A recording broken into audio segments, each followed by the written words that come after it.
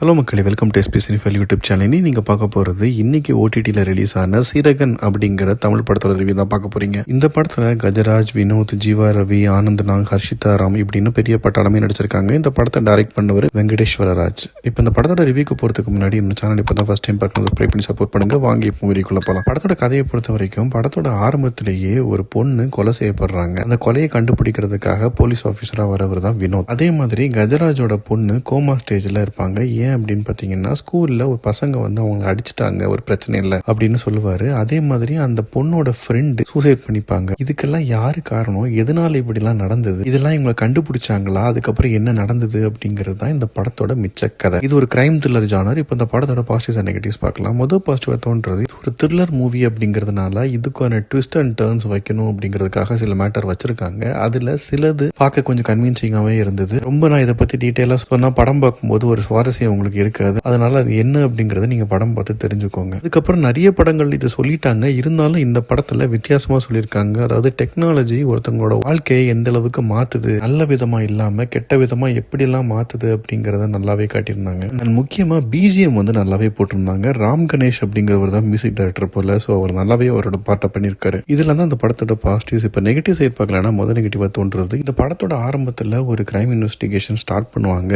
அப்படியே போக போக போக போக அந்த ஸ்டோரி டோட்டலி டைவர்ட் ஆகி வேற ஒரு ஸ்டோரிக்குள்ள போயிடும். வேற வேற ஆக்டர்ஸ் வருவாங்க, வேற வேற விஷயங்கள் நடக்கும். ஸோ அதுக்கு ஒண்ணுக்கு ஒண்ணு ஒட்டாம ஸ்கிரீன் பிளே வந்து ரொம்ப சொதப்பி வச்சிருக்காங்க. அதனால ஒரு கண்டினியூட்டியே இல்லாம இருக்கும். கடைசியா பல கதைகள்லாம் சொல்லி ஒன்னு சேர்க்கிறாங்க, ஆனா பெருசா கன்வின்சிங்கா இல்ல. அதே மாதிரி பட்டர்ஃபிளை எஃபெக்ட்ல இந்த படத்தோட கதையை சொல்லணும் அப்படின்னு சொல்லி டேரக்டர் ட்ரை பண்ணியிருக்காரு. ஆனா அதுவும் பெருசா ஒர்க் அவுட் ஆகல. பெர்ஃபார்மன்ஸை பொறுத்த வரைக்கும் கஜராஜ், அனந்த், ஃபௌசி இவங்க 3 பேரோட ஆக்டிங்கை தவிர மற்ற எல்லாரோட ஆக்டிங்கும் கொஞ்சம் ஆர்டிஃபிஷியலாவே இருந்தது. உங்களுக்கு படம் பார்க்கும்போது அப்பட்டமா தெரியும். அதே மாதிரி சினிமாட்டோகிராஃபியும் பார்த்தீங்கன்னா ஃபுல் ஃபிளெஜ் ஒரு ஃபீச்சர் ஃபிலிமுக்கான ஒரு சினிமாட்டோகிராஃபி மாதிரியே இருக்காது. சில இடங்கள்லாம் பார்த்தீங்கன்னா மொபைலில் ஷூட் பண்ண மாதிரி இருக்கும். இந்த இடங்கள்லாம் ஒரு ஷார்ட் ஃபிலிம் பார்த்த மாதிரி தான் ஒரு ஃபீல் இருக்கும் உங்களுக்கு. மொத்தத்தில் இந்த படத்தை பற்றி சொல்லணும் அப்படின்னா, ஒரு இன்ட்ரெஸ்டிங்கான கிரைம் த்ரில்லர் சப்ஜெக்ட் கொடுக்கணும்னு டேரக்டர் ட்ரை பண்ணியிருக்காரு. பட் ஆனால் பெரிய லெவலில் சக்சீட் ஆகலை. என்னை பொறுத்த வரைக்கும் இது ஒரு பிலோ ஆவரேஜான மூவி தான். நீங்கள் உங்களுக்கு ட்ரை பண்ணணும் அப்படின்னா வேணா ட்ரை பண்ணுங்களே தவிர கட்டாயம் மஸ்ட் வாட்ச் கிடையாது. அடுத்த வீடியோ சந்திக்கிறேன். Bye, take care.